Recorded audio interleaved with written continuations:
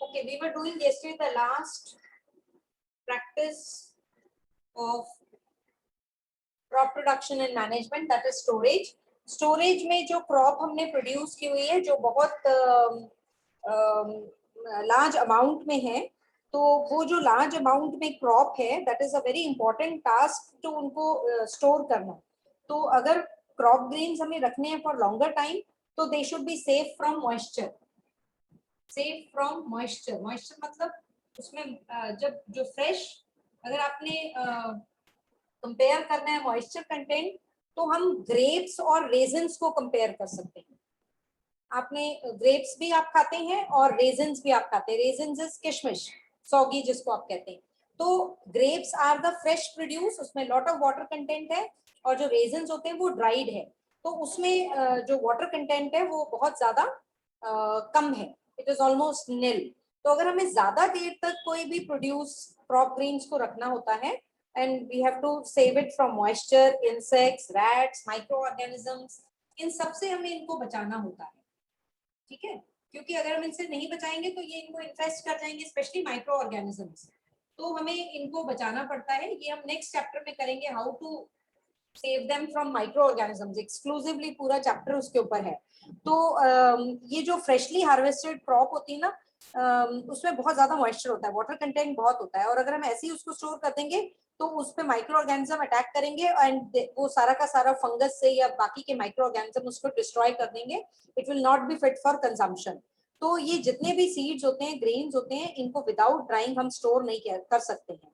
और इनफैक्ट अगर हम उनको ऐसे ही स्टोर कर लेते हैं ना, तो उनकी जर्मिनेशन कैपेसिटी भी खत्म हो जाती है. हमें पता है कि ये जो ग्रेन्स हमने प्रोड्यूस किए हैं, इनमें से कुछ हमें लॉट रखना पड़ेगा even for growing the next crop. हम सारा कंज्यूम नहीं कर लेते हैं, हम कुछ एक लॉट ग्रेन्स का साइड में रख देते हैं, बिकॉज हमने वो नेक्स्ट सीजन में ग्रो करके उसमें से हमने नेक्स्ट हमने प्रोड्यूस लेना है. ऑलराइट. तो ये आपने याद रखना है. अगर अब इसको हम कैसे सन करेंगे, तो sun drying is the best method. Yeah, in fact it is one of the most popular method to remove moisture content from the grains. इसमें जो क्रॉप होती है उसको ऐसे ही बहुत ओपन एरिया में अंडर द सन रख दिया जाता है for a great number of days, so that जितना भी मॉइस्चर है वो सारा उसमें से निकल जाए. और इससे क्या होता है, जब वो सन ड्राई हो जाएगा तो it prevents the attack of insects, paste, bacteria, fungi. जो फार्मर्स होते हैं उसके बाद में जब वो सन ड्राई हो जाएगा, उसके बाद में उसे आप मशीन्स के साथ भी इनको ड्राई कर सकते हैं फॉर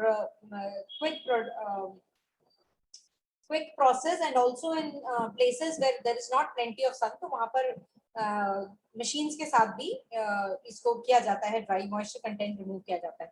तो अब जो ग्रेन्स होते हैं वो बहुत ज्यादा लार्ज बैग में, तो उनको जूट बैग्स में स्टोर किया जाता है. जूट जो बोरियां होती हैं, बड़ी बड़ी जूट बैग्स में, मेटेलिक बिन्स में, जिनको हम सिलोस कहते हैं. मेटेलिक बिन्स हमारे घरों में भी होते हैं. कई बार आपने नोट किया होगा कि वीट को, राइस को बहुत बड़े बड़े कंटेनर्स में मेटल के बने होते हैं, उनमें घरों में स्टोर किया जाता है. तो जब ये लार्ज स्केल में हम करते हैं storage of grains, so we do it in silos या ग्रेनरीज में. ये तो हम स्मॉल स्केल पे कर लेते हैं. सिलोज होते हैं, ग्रेनरीज होती हैं बड़ी बड़ी, जिनमें कि हम स्टोर कर लेते हैं बहुत लार्ज अमाउंट पे. ये this is also large, but this is extremely large amount to protect them from pest, rats, insects. इन सब से इनको प्रोटेक्ट करते हैं. कई बार हम घरों में ड्राइड नीम लीव्स भी होती हैं. नीम लीव्स जो होती हैं हमारे आसपास मिल जाती हैं, नीम ट्री से लीव्स लेकर, उनको भी हम ड्राई करके अपने दालों के बीच में या थोड़ा बहुत जो हमने घर में स्टोर किए होते हैं ग्रेन्स, उनके अंदर डाल देते हैं. बिकॉज जो नीम होता है, आप लोगों ने ऑलरेडी पढ़ा हुआ है, उसमें भी एंटी मॉथ रिपेलेंट, जो मॉथ रिपेलेंट प्रॉपर्टीज होती हैं, तो वो भी प्रोटेक्ट करता है ग्रेन्स को from microorganism, but not on very large scale. So हम स्मॉल स्केल में घरों में हम नीम लीव्स भी यूज कर सकते हैं. अब आपने देखा है कि हमने क्रॉप प्रोडक्शन पूरा हमने कर लिया. वी नो दैट कि ये जितने भी हमने क्रॉप्स ग्रो की यूजिंग ऑल दीज स्टेप्स और various procedures which are involved in the crop production. It is not only the food, part of the food what we are getting from plants. There is large amount of substances or part of the food we eat daily, which is not only obtained from plants, but is a huge part or a smaller part is obtained from animals also. तो animals से भी हम लोगों को बहुत सारे food items मिलते हैं, जैसे कि हमारे milk, butter, ghee, we are getting curd, we are getting fish, eggs, we are getting other sea food what we are eating, ये हमें सभी एनिमल से मिल रहे हैं. तो इट इज नॉट पॉसिबल, इसका भी आपने नोट किया होगा कि we are getting eggs in a large amount, we see large amount of eggs at a particular place, so there has to be some kind of management of these products which are we are getting from animals also.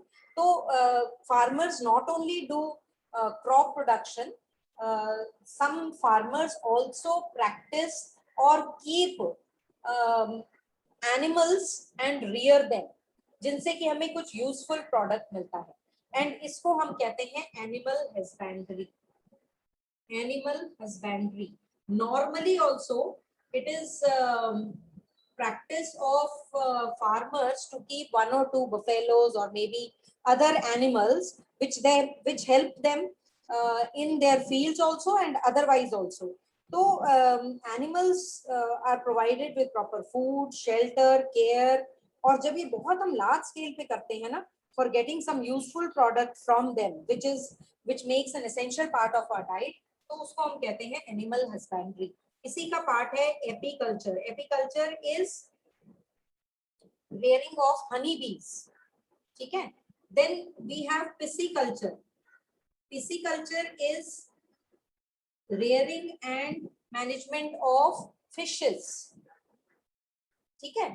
तो ये जैसे आप पढ़ते हैं, even poultry आप पढ़ते हैं, poultry में जो एग्स और जो बर्ड्स होती हैं उनको रियर किया जाता है. Then for production of meat, chicken, इसके लिए भी बर्ड्स को पोल्ट्री में भी और अदरवाइज ऑल्सो उनको रियर किया जाता है. बेफेलोज और डेयरी तो आपको पता ही है, rearing of animals for getting milk and curd and other produce from this.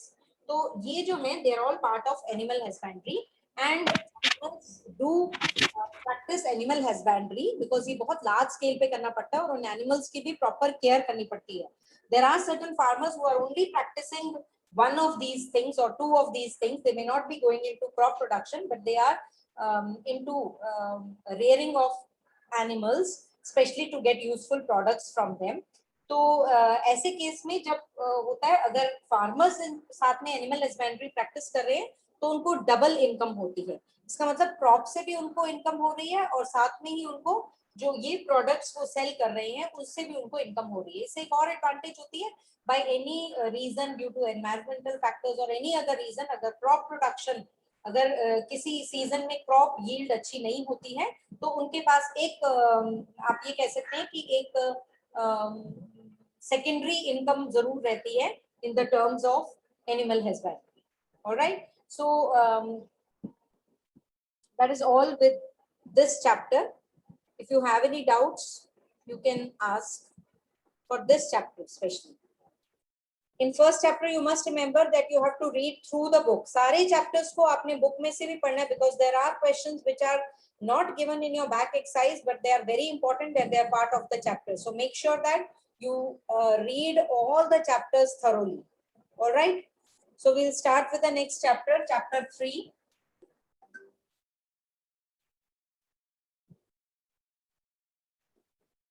Synthetic fibers and plastics. So we have we'll quickly recall that what and all things we have to do. Synthetic fibers, जैसे कि name suggest करता है, those are fibers which are made by man in lab or in factories, and they are not using any kind of natural raw material, neither obtained from plants nor obtained from any animal source. तो they are termed as synthetic fibers. इनको man made fibers भी कहते हैं. जो synthetic fibers होते हैं, अगर हम उनकी composition we'll try to see it. तो ये जो synthetic fiber होते हैं, it is a chain of small units which are joined together and each small unit is actually a chemical substance. ठीक है, और इस chemical substance को हम कहते हैं monomer.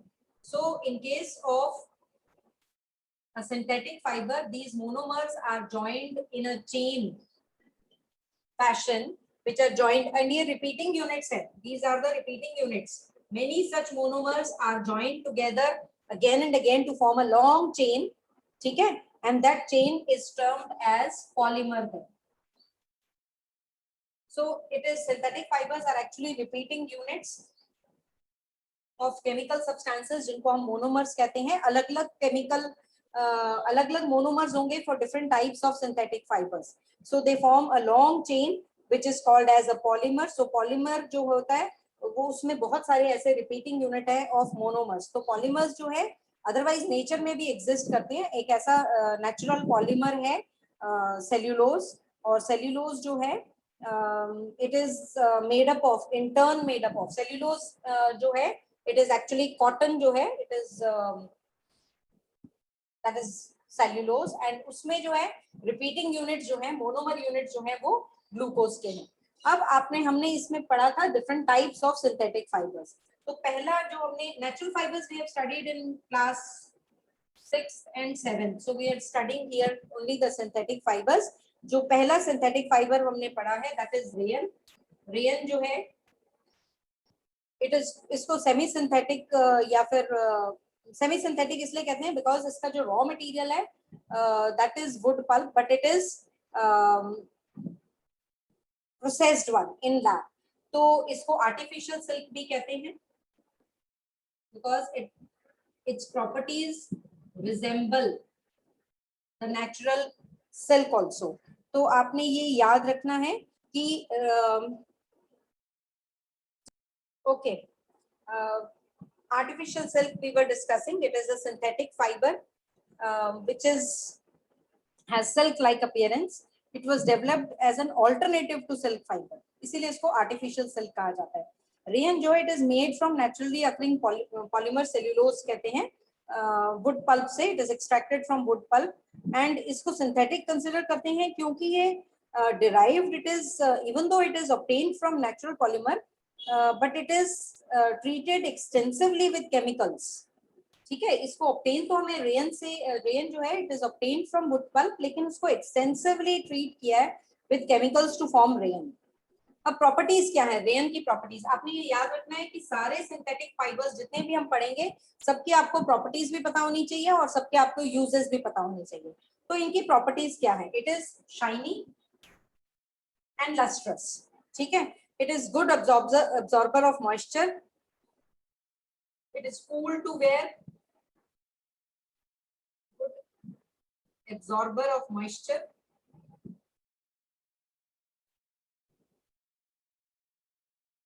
All right, and it is soft and silky to touch.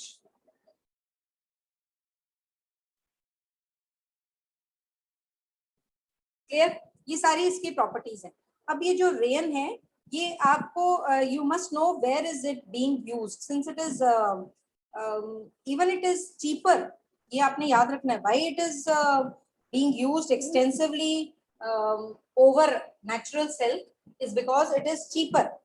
ठीक है, cheaper than natural fiber, natural silk, and it is can be easily mixed with cotton and wool. दोनों के साथ मिक्स कर कर natural fibers जो हैं wool और cotton के साथ मिक्स कर कर इसको और improve किया जाता है and used extensively to make different kinds of varieties of आप ये कह सकते हैं कि different types of materials में use किया जाता है. अब कहाँ पर ये use होता है? It is making it is used for making fabrics जैसे कि shirts, ties. It is used for making bed sheets, carpets, bandages.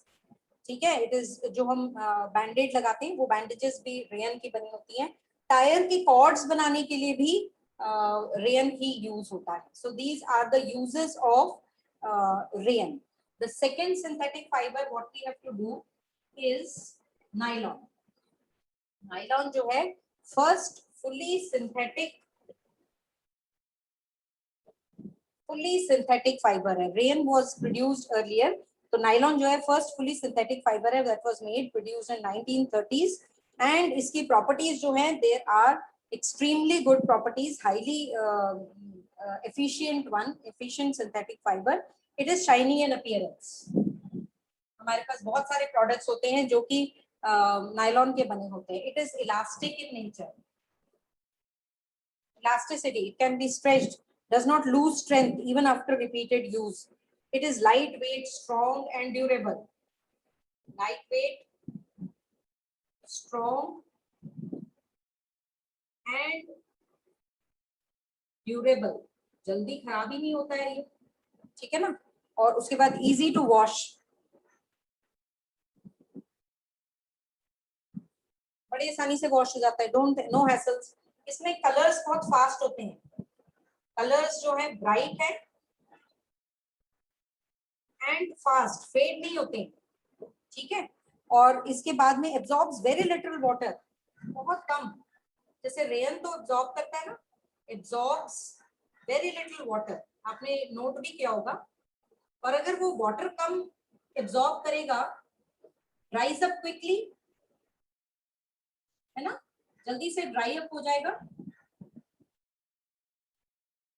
जबकि आप नेचुरल क्लॉथ, अगर नेचुरल मटेरियल यूज करोगे तो उसको बहुत टाइम लगेगा. तो ये तो जल्दी से, क्योंकि पानी ही नहीं एब्जॉर्ब करता है तो सूख भी जल्दी जाता है.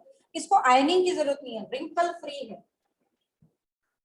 आपको आयन करने की जरूरत नहीं है. रिंकल मतलब इसमें बल नहीं पड़ते हैं ना क्लॉथ में. जैसे इसमें कॉटन का क्लॉथ है, इसमें बल पड़ जाते हैं, आयरन उसमें नहीं पड़ते हैं. It is not attacked by moth, मतलब इंसेक्ट्स इसके ऊपर अटैक नहीं करते हैं. तो ये खराब भी नहीं होता है जल्दी, ठीक है. अब नायलॉन कहाँ कहाँ यूज होता है, क्योंकि ये बहुत स्ट्रॉन्ग है, लाइट वेट है, ड्यूरेबल है. तो ये ट्रैक सूट्स बनाने के, वाटर प्रूफ भी है. It is water proof also. मैंने आपको बताया वाटर नहीं एब्जॉर्ब करता है और वाटर को रिपेल भी करता है. तो हम कई बार इसको रेन कोट्स बनाने में, ट्रैक सूट्स बनाने में, rain quotes, stockings, curtains, bed sheets, fishing nets, tooth brushes, parachutes, ropes, tyres, badminton, tennis rackets, ये सारी चीजें, वैरायटी ऑफ थिंग जो है हम नायलॉन से, इनफैक्ट बहुत सारी चीजें जो है वो नायलॉन से बनती हैं, because of its strength, because of its nature of elasticity, waterproof nature, and then its colors, it is wrinkle free. तो ये not only for making fabric, अलग अलग जगह पे टूथ ब्रशेस जो है सबसे कॉमन चीज है ना जो हम यूज करते हैं, उसके जो ब्रिसल्स होते हैं वो नायलॉन से बने होते हैं, तभी वो सॉफ्ट है एंड वाटरप्रूफ होते हैं. वो गीले तो होते हैं बट ड्राइज अप क्विकली, है ना. रेनकोट्स जो होते हैं हमारे, ये सारी चीजें हम इनके लिए जो है हम इनसे बनाते हैं. तो third type of synthetic fibre is polyester. Polyester नाम ही सजेस्ट कर रहा है. Poly means many ester units. Ester एक केमिकल सब्सटेंस है, ठीक है. एस्टर एक केमिकल सब्सटेंस है जो कि हम बार बार रिपीट होकर पॉलिएस्टर एक पॉलीमर बना देता है. पॉलिएस्टर जो है लॉन्ग चेन पॉलीमर्स होते हैं. रॉ मटेरियल जो इसमें यूज होता है ना, दैट कम्स फ्रॉम पेट्रोलियम का जो प्रोडक्ट्स होता है, पेट्रोलियम रिफाइनरीज से हमें मिलता है. जो मतलब हम क्रूड पेट्रोलियम निकालते हैं, उसके जहां हम रिफाइन करते हैं, उसको प्यूरिफाई करते हैं, वहां से हमें इसका रॉ मटेरियल मिलता है. पॉलिएस्टर की प्रॉपर्टीज क्या है, ये भी रिंकल फ्री है, ठीक है. ये भी रिंकल फ्री है, ये भी स्ट्रॉन्ग और लाइट है, strong and lightweight hai. All right, then this absorbs very little water and it can be dyed in different colors. Alag alag bright color mein it can be dyed in different colors, absorbs very little water. अगर वो बहुत कम water absorb करेगा तो dry up भी quickly हो जाएगा. अब polyester कहाँ पर यूज होते हैं, अगेन पॉलिएस्टर जो है उसका सबसे कॉमन पॉलिएस्टर जो है दैट इज पेट. PET. पेट जो है सबसे कॉमन पॉलिएस्टर है. इसका फुल फॉर्म है पॉली इथाइलिन टरफैलेट. ये केमिकल सब्सटेंस है पॉली इथाइलिन. ये आपको पता होना चाहिए बेटा, नीचे लिख रही हूँ because it's a long name.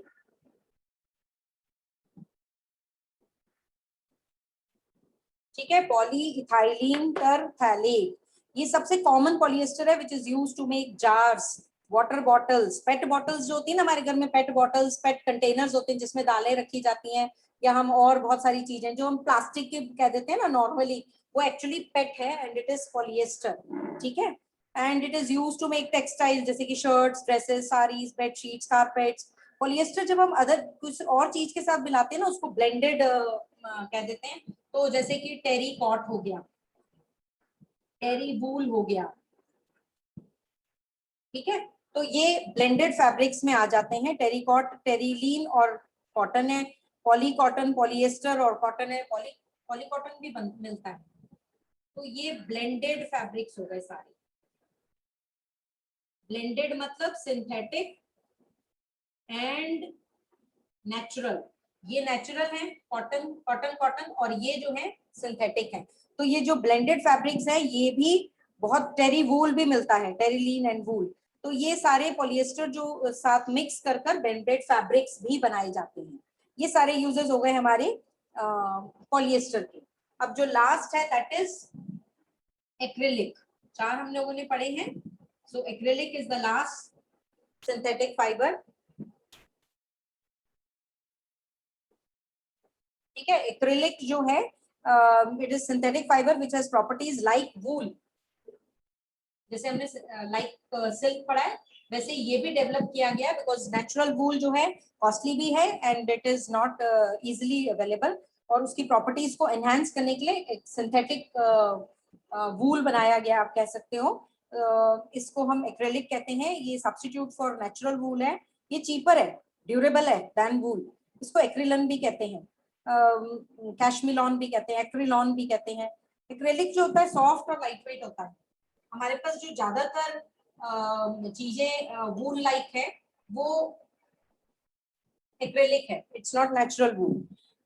उसके बाद में ये सॉफ्ट होता है, it is easy to wash, dries up quickly, does not shrink, stretch और wrinkle, resistant to chemicals and moth. Very important, resistant मतलब इसके ऊपर केमिकल्स या मॉथ यानी कि इंसेक्ट्स जो होते हैं उसके अटैक से ये खराब नहीं होता है। नेचुरल जो होता है वो बहुत जल्दी खराब हो जाता है। अब एक्रेलिक कहाँ यूज होता है? एक्रेलिक हमारा बनाने में जैसे कि सॉक्स हो गए, स्वेटर्स हो गए, शॉल्स हो गए, दीज आर ऑल जो होते हैं they are made up of acrylic and they are used for making blankets, rugs. ठीक है, ये भी इसी से बनते हैं। एक और कॉमन सिंथेटिक पॉलीमर है दैट इज स्पैंडेक्स या लाइक्रा कहते हैं, जो कि सॉफ्ट रबर लाइक होता है। इसकी एबिलिटी होती है टू स्ट्रेच, ठीक है, छोड़ दोगे तो it regains its original property and it is used to make जो हमारे बॉडी हगिंग क्लोथ्स होते हैं ना, लाइक अंडरगारमेंट, स्विम सूट्स, उस वो जो होते हैं they are made up of Lycra. ठीक है, स्पैंडेक्स भी कहते हैं इसे। अब आपने ये जान देना है कि what are the characteristics of these synthetic fibres. ये जो सिंथेटिक फाइबर्स होते हैं ना, जैसे कि रेयन हो गया, नायलॉन हो गया, पॉलिएस्टर हो गया, एक्रिलॉन हो गया, ये जब हम बर्न करते हैं ना तो दे despite of all these advantages they have certain disadvantages also, कि ये जो होते हैं रिपेल करते हैं मॉइस्चर को, तो स्वेट नहीं अच्छी तरह एब्जॉर्ब करते हैं। ठीक है ना, तो अगर स्वेट ही नहीं एब्जॉर्ब कर पाएंगे तो अगर हम उनको समर्स में या फिर हम जब हम इनको पहनते हैं रेनी सीजन में तो ये बहुत ज्यादा हमारे को अनकंफर्टेबल होते हैं। तो they are uncomfortable to wear because they do not absorb moisture, do not absorb sweat. तो हम इनको generally do not prefer to wear during summer season और during rainy season. They catch fire easily, बड़ी जल्दी, क्योंकि synthetic है ना, so they catch fire easily and melt हो जाते हैं, मेल्ट होकर हमारी बॉडी को स्टिक कर जाते हैं। और इसीलिए हमें किचन में या फिर जब हम क्रैकर्स बर्न कर रहे हैं या किसी केमिकल्स को डील कर रहे हैं तो हमें ये नहीं पहनने चाहिए। ठीक है, एंड इसी जब वो हम लोग या इलेक्ट्रिक वर्क कोई कर रहे हैं तो बहुत जल्दी दे कैन कैच फायर, हमारी बॉडी मेल्ट होकर हमारी बॉडी के साथ चिपक जाते हैं और हमारी बहुत ज्यादा नुकसान हो जाते हैं। तो ये इसके डिसएडवांटेजेस हैं, लेकिन इसके एडवांटेजेस इतने सारे हैं। They have high tensile strength, can withstand very heavy load also, regain their original shape. हमें पता है कि they are not attacked by moth, they are resistant to bacterial attack, moisture, बहुत आसानी से ड्राई अप हो जाते हैं, चीपर भी होते हैं नेचुरल वाले से, they are easy to wash, they are easy to maintain। Advantages बहुत हैं, लेकिन if you have to use this synthetic fibers, so we have to be little careful also because they catch fire easily. All right, अब next, the second part of the chapter is plastics. All right.